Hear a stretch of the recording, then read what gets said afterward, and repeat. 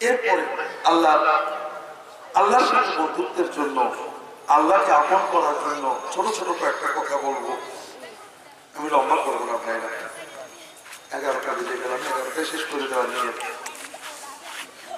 1 নম্বর হলো ফরজ ওয়াজিব, এগুলো তো আছে। 1 নম্বর হলো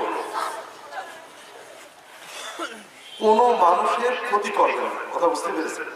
আমি ওয়াজ করতে পারছি না, শুধু পয়েন্ট করছি, যারা ভালো মনে করেন। আল্লাহর কাছে গুনাহ করেছেন, মদ খেয়েছেন, অনেক কিছু করেছেন, আল্লাহ সহজে মাফ করবেন, কিন্তু আপনার দ্বারা যেন কোনো মানুষের ক্ষতি না, এটা চেষ্টা করবেন সাধ্যের ভিতরে, কারণ এই গুনার মাফ। 2 নম্বর হলো নফল ইবাদত যাই করতে পারেন না পারেন, সুযোগ পেলেই মানুষের উপকার করবেন। কথা বুঝতে পেরেছেন? সুযোগ পেলেই মানুষের উপকার করবেন। বিশ্বাস করেন, লম্বা বলতে পারলাম না। আল্লাহর ওলি হওয়ার জন্য, আখিরাতে মর্যাদা পাওয়ার জন্য, দুনিয়াতে বরকত পাওয়ার জন্য আল্লাহর মাখলুকের খেদমতের চেয়ে বড় জিনিস আছে। সুবহানাল্লাহ। 3 নম্বর খুবই বড় কাজ, মুসলমানদেরকে হিংসা করে। কথা বুঝলেন? মুসলমানদের কি করবে? না করা, উল্টো হিংসা করা।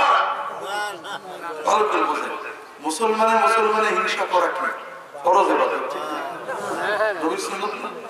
একটু বোঝেন। আপনাদের এলাকার মসজিদে ফজরের নামাজের জামাতে মুসল্লি সবচেয়ে কম হয় না? এরাই তো সবচেয়ে আল্লাহর প্রিয় বান্দা, ঠিক না? যারা ফজরের নামাজে জামাত মিস করে না, এরা কারা? একজন জামাত, একজন চরমনাই, একজন তবলিগ, একজন আলে হাদিস, একজন হানাফি, একজন কওমি, একজন আলিয়া, একজন ফুরফুরা, একজন শশিনা, এরকম না? এই সব গ্রুপেরা জামাতে নামাজের গুরুত্ব দেয়। মুসলমানদের আবার অনেক গ্রুপ আছে, হয়তো পীরের মুরিদ আছে, নামাজ কালামের ধার ধারে না, আছে না?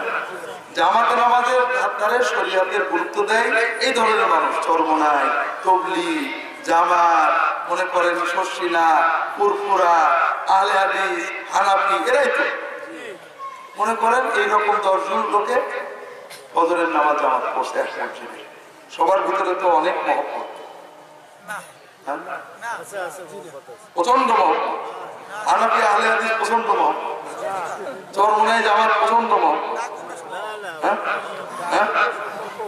তাহলে বোঝা গেল যে আপনার এলাকার বেশ মুসলমান যারা ফজরের নামাজ জামাতে পড়ে, তারা এক মুসলমান আর এক মুসলমানের হিংসা করে, বিদ্বেষ করে, শত্রু ভাব করে। কাজেই মুসলমানের শত্রু ভাব করা, খারাপ জানা, এটা আল্লাহর প্রিয় ইবাদত, ঠিক না?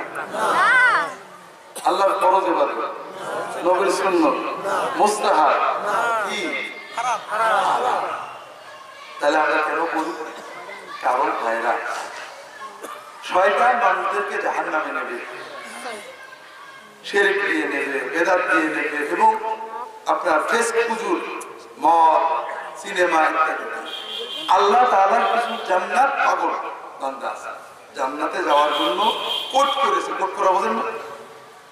চরমনায় চলে গেছে, ফুরফুরা চলে গেছে, সহি আকীদার চেষ্টা করছে, জামাত ইসলামে চলে গেছে, নামাজ কাজা করবে না, রোজা নষ্ট করবে না, দাড়ি ছাড়বে না, পাগড়ি ছাড়বে না, কোনো গুনাহ করবে না। এই ধরনের জান্নাত পাগল বান্দাদেরকে দোজখে নেওয়ার জন্য শয়তান কি চেষ্টা করবে না?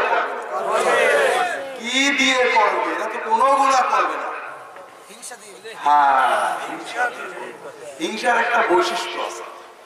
মদ খেলেন গুনাহ হবে, কিন্তু নামাজের সব কাটা যাবে না। আপনি কি বলেন? জিনা করেছেন গুনাহ হবে, কিন্তু যাকাতের সব করবে না। আর হিংসা করলে এগুলো নষ্ট হতে যায়। এই জন্য ভাইরা, আমি লম্বা আজকে বলতে পারছি না, আমার কষ্ট হচ্ছে, এত দূর থেকে আসছি, আমাকে রেস্ট নিতে হবে, আমি বেশি রাত জাগতে পারি না। তা আমার অনুরোধ হলো ভাইরা, লম্বা বলছি না, সহজ কথা, মুসলমানকে দুশ্মন ভাববেন না। মুসলমানের ভিতরে খারাপ আছে, কিন্তু তার ইমানটা আছে না। আমি একটা উদাহরণ, মনে করেন একজন লোক চরমনা হুজুরের গায়ে গায়, ফুরফুরা হুজুরের মুড়ি, কিন্তু নবীকে গায়ে গায়, নবীর দাড়িটা রেখেছে, নবীর নামাজটা পড়ে, নবীর কোরআন পড়ে, নবীর পথে চলে, কিন্তু চরমনা হুজুরকে ভণ্ড বলে, দেখতে পারে না, চরমোনায় মুরিদের জন্য ওই লোকটার প্রতি শত্রুভাব থাকা দরকার না মহব্বত থাকা দরকার? শত্রুভাব যদি রাখেন তাহলে বুঝতে হবে আপনার নবীর চেয়ে পীর। আর যদি আপনি বলেন যে দেখো আমার হক্কানি পীরকে মহব্বত করে না, খুব ভুলের ভিতর আছে, কিন্তু আমার নবীকে মহব্বত করে, অন্তত এই জন্য আমি ওকে একটু মহব্বত, তাহলে বুঝতে হবে আপনার কাছে পীরের চেয়ে নবী হোক। মনে করেন চরমোনার একটা মুড়ি পুরপুরার বিশ্বেরকে গাড়ি দেয়, ভণ্ড বলে, রাজনীতি করে না, আমাকে বলে তো হুজুর আপনার রাজনীতি করে না কিসের বিশ্বের, আমাদের বিশ্বের কত রাজনীতি করে, ভালো কথা বলে যাই ভাই, ভণ্ড বলে, খারাপ বলে, কিন্তু নবীকে মহব্বত করে, নবীর দ্বীনের জন্য চেষ্টা করে, নবীর সুন্নাত পালন করে, নবীর ফরজ পালন করে, পুরপুরার মুরিদের দায়িত্ব কি ওকে মহব্বত করে নাকি না করে? যদি ওকে শত্রু মনে করে, ওর প্রতি বিরক্ত থাকে, বিদ্বেষ থাকে, কথা বলতে কষ্ট লাগে, বুঝতে হবে ও এই পুরপুরার মুরিদের কাছে নবীর চেয়ে পীর, ওর ঈমান ঠিক। আর যদি ও বোঝে যে ঠিক আছে আমার পীরকে মানে না, আমার ওজিফাকে বেদাত বলে, আমার খারাপ বলে, কিন্তু নবীকে মানে, কোরআন মানে, কোরআনের মহব্বত করে, নবীর মহব্বতে দাঁড়িয়ে রেখেছে, জামাতে নামাজ পড়ে, সুন্নতি লেবাস পড়ে, বউটাকে পর্দা করায়, আমার নবীকে মহব্বত করে, আমার নবীর দিন পালন করে, কাজে আমার কষ্ট লাগে যে আমার হক্কানি পীরকেও চিনল না, তারপরে আমি ওকে মহব্বত করি, এইটা যদি থাকে তাহলে বুঝতে হবে যে অরিজিনাল ঈমানের মজা ও পাবে। তো ভাইরা, এই জন্য আমার অনুরোধ হলো কোনো বড় আমল না করতে পারি, আল্লাহ এবং তার রাসূল সাল্লাল্লাহু আলাইহি ওয়াসাল্লামের দিকে তাকিয়ে আল্লাহকে মাবুদ মেনেছে, নবীকে নবী মেনেছে, আমলে নবীর তরিকার চেষ্টা করে, যে দলের হোক না কেন আমি তাকে মহব্বত করি। আমরা এখন এটা নষ্ট করে ফেলেছি। একজনের দাড়ি, চরমোনার দাড়ি আছে না, আলে হাদিসের দাড়ি আছে না, আমি কি দাড়ি দেখবো না কোন দলের হয়ে দাড়ি রাখতে দেখবো?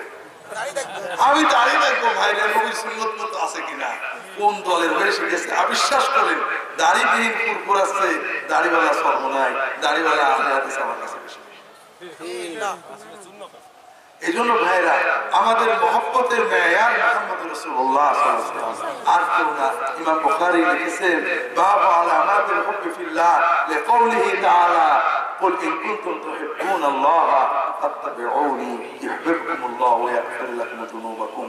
আল্লাহকে কে কত মহব্বত করে এর মেয়ার মুহাম্মদ রাসূলুল্লাহ সাল্লাল্লাহু আলাইহি ওয়াসাল্লাম, যার ভিতরে মুহাম্মদ সাল্লাল্লাহু আলাইহি ওয়াসাল্লামের সুন্নাত, ফরজ, দ্বীন যত বেশি পাবেন তাকে তত বেশি মহব্বত করা আপনার ঈমানের দায়িত্ব।